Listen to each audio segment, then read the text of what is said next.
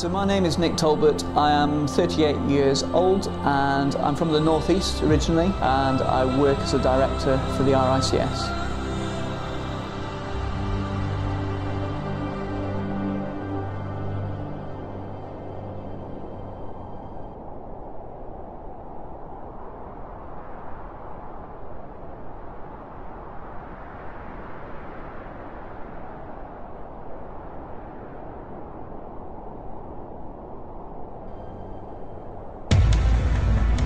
Cystic fibrosis is a disease which basically attacks the body's organs, particularly the lungs, until you need a lung transplant or worse. Less than half of people who suffer from cystic fibrosis get to 40 years old, and people are afflicted to different degrees. I know a 9-year-old, for example, who has been admitted to hospital to be assessed for whether he can receive a lung transplant or not. I mean, how crazy is that?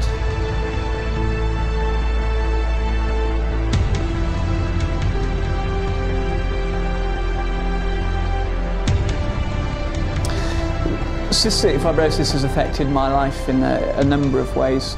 I had a couple of near-death experiences as a child. But generally I've actually had better health than a lot of people. I suppose the main factors that have affected my life are trips to hospitals, some pretty unpleasant medications at times. Also, it makes dating quite interesting. You can be having a nice romantic candlelit dinner, but apparently coughing up half a lung over dinner isn't exactly good dating etiquette. Some people can be a little bit fussy like that.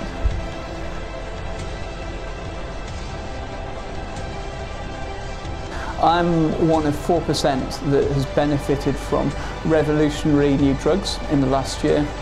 And that means that my cough has primarily been eradicated, my lungs are in much more stable condition, my weight is better, and I no longer have things like the coughing fits that I used to suffer from. I don't have to go to hospital as frequently. Life is really good.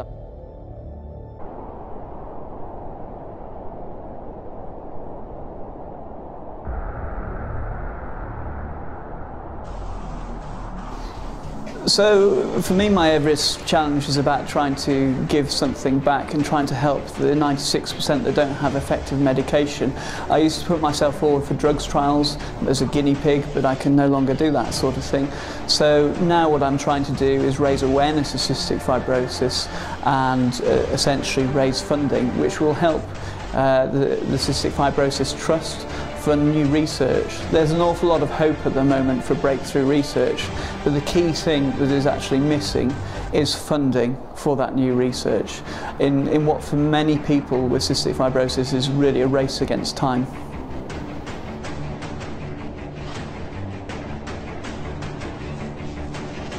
I want to see whether it's possible to do this. I like to push boundaries a bit. I've always enjoyed mountaineering, and I suppose I'm inspired by the many sufferers that are out there, that every day, every step, every breath is actually a challenge. For me, I want to make the most of my good health, and I want to push the boundaries as far as I can.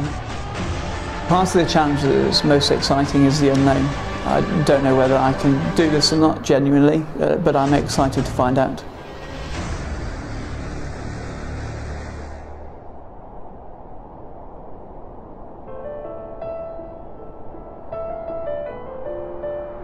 Okay, so the extra complications for me on Everest will be I'm much more susceptible to a lung infection, which would write off the whole expedition.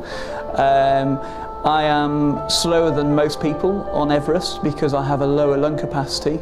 I've been trying to compensate for that through my training by particularly focusing on stamina and speed so that I stand a chance of keeping up with other people on the mountain.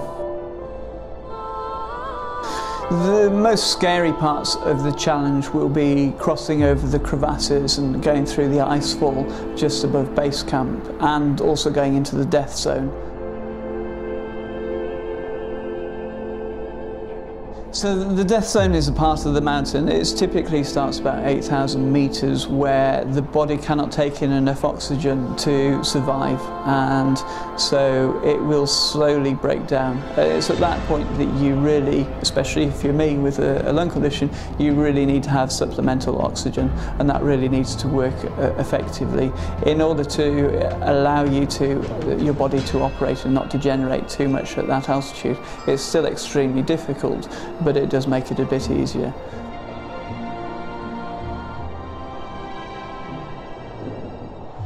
My friends and family think that generally I'm a little bit crazy to take on this challenge. What I've been particularly amazed by is the support from friends and colleagues.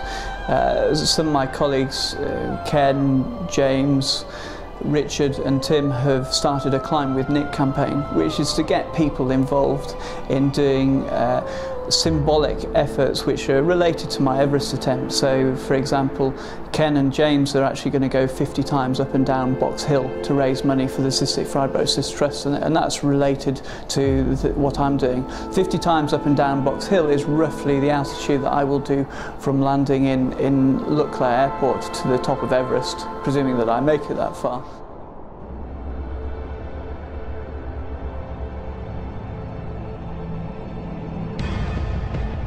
If you're an individual, you can make a personal donation through my Virgin Money giving page. Also, you might consider doing a Climb with Nick challenge, such as the one I mentioned where I have colleagues that are doing Box Hill 50 times. You don't have to do anything as crazy as that. If you look at the top that I'm wearing, I have no corporate logos at this moment in time. If a corporate was to make a significant donation to the Cystic Fibrosis Trust, every penny goes literally to the charity to help fund medical research, then I'd be happy to wear the logo. I believe that with the breakthroughs that are coming, and in what is a race against time for many people, every contribution will help to save lives.